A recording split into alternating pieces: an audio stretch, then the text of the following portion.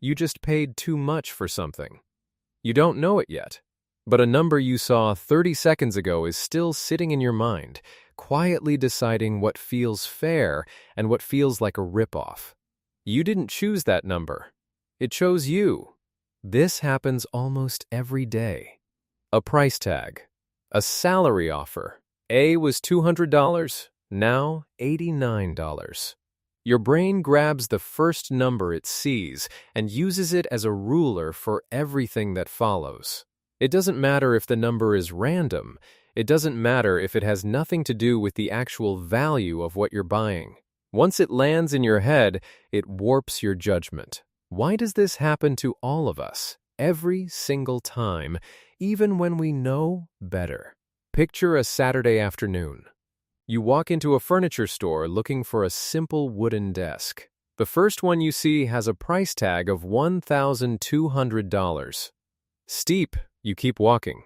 A few aisles later, you find a nearly identical desk for $450. Relief washes over you. What a deal. You buy it on the spot, proud of yourself. But here's the question nobody asks in that moment. Was $450 actually a good price, or did it only feel good compared to the $1,200 desk you saw first? You never actually evaluated the desk on its own. You evaluated it against a number, and that number was placed in your path, whether by accident or by design, before you ever had the chance to think clearly. This is anchoring bias. It's the tendency for your brain to rely heavily on the first piece of information it receives and use that piece as a reference point for every judgment that comes after it.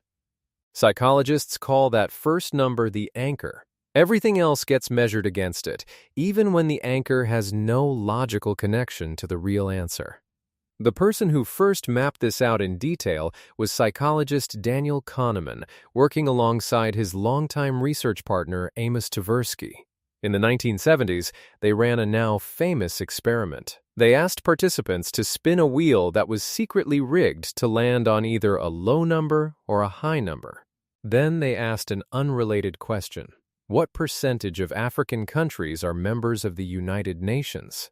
People who spun a low number guessed low. People who spun a high number guessed high. A completely random spin of a wheel changed people's answers to a serious factual question. The number itself meant nothing. But once it was in their heads, it anchored their thinking. Why would your brain do something so illogical? Because thinking from scratch is expensive. Every decision you make, your brain is trying to save energy. Instead of calculating a fresh, independent judgment every time, it takes a shortcut. It starts from whatever number is already available and adjusts from there. Researchers call this anchor and adjust.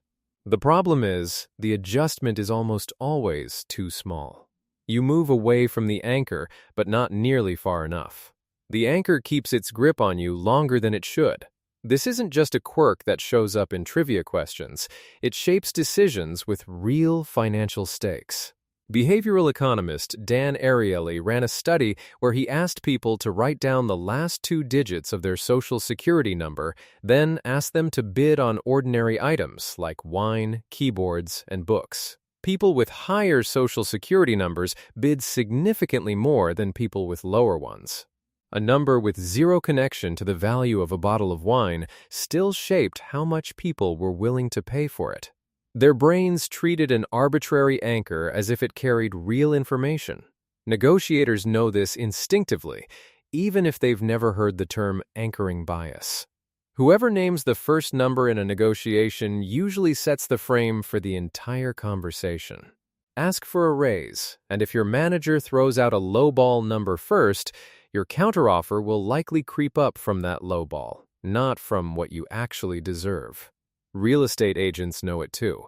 A home listed at a slightly inflated price makes every offer beneath it feel like a bargain, even if the home was never worth that price to begin with.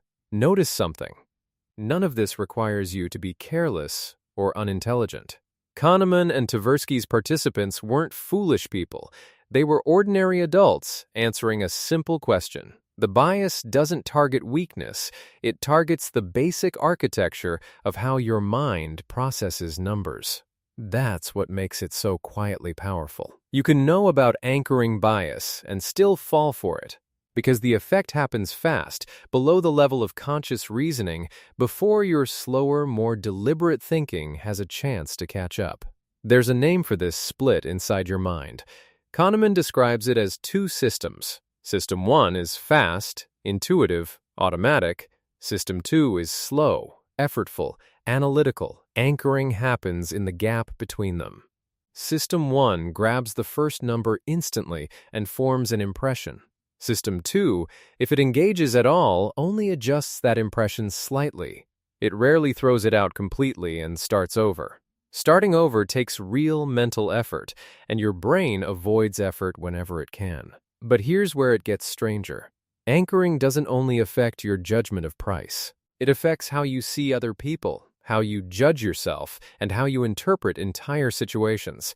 Imagine meeting someone for the first time and hearing, before you even shake their hand, that they're difficult to work with. That single sentence becomes your anchor. Every action they take afterward gets filtered through it. If they're quiet, you read it as coldness. If they push back on an idea, you read it as difficulty rather than as thoughtful disagreement. A different first impression, a warmer anchor, and the exact same behavior would have looked completely different to you. It even shapes how you judge your own life. Ask yourself how satisfied you are with your career, right after thinking about your highest earning friend. And your answer shifts one way. Ask the same question right after thinking about someone struggling to find work, and your answer shifts the other way. Your circumstances haven't changed at all.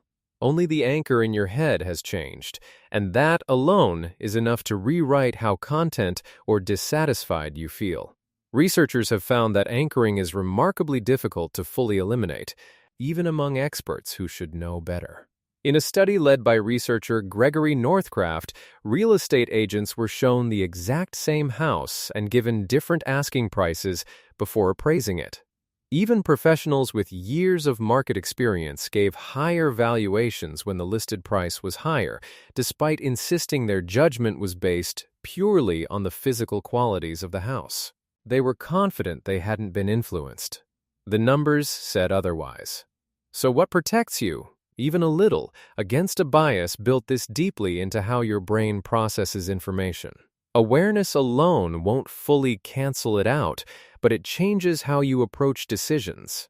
The most effective countermeasure researchers have found is deliberately generating your own independent estimate before you ever see someone else's number. If you're negotiating a salary, research the market range and write down your number before hearing theirs. If you're buying something, decide what it's genuinely worth to you before you check the price tag. The moment you look at their number first, you've already handed them the anchor, and your mind will quietly drift toward it no matter how rational you think you're being. Another safeguard is deliberately considering the opposite. If a number feels too good, ask yourself what would make it too low. If a number feels outrageous, ask what would make it fair. Actively generating counternumbers forces your slower, more analytical thinking to engage, pulling you further from the anchor than a passive adjustment ever would. Think back to that desk. $450 compared to $1,200 felt like a steal. But strip away the comparison and ask yourself plainly, is a simple wooden desk worth $450 to you? On its own, with no other number in sight? That question is harder to answer honestly, because it requires you to build your own judgment from nothing, instead of borrowing someone else's number and calling it your own. You started this thinking you already knew when you'd overpaid for something. But the truth is stranger than that. It's not the price tag that fools you. It's the number that came before it, planted in your mind before you even knew you were making a decision.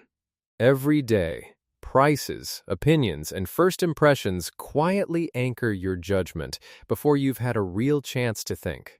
Now you know the name for it. The next time a number lands in your mind first, a salary offer, a sales sticker, someone else's opinion of a stranger, pause before you let it set the frame. Ask what you would have believed if that number had never appeared at all. That question alone is often enough to loosen the anchor's grip. If this changed the way you'll look at your next price tag, you already know what to do. Subscribe if you want more of how your mind quietly shapes your world, and tell us in the comments the last time an anchor got you.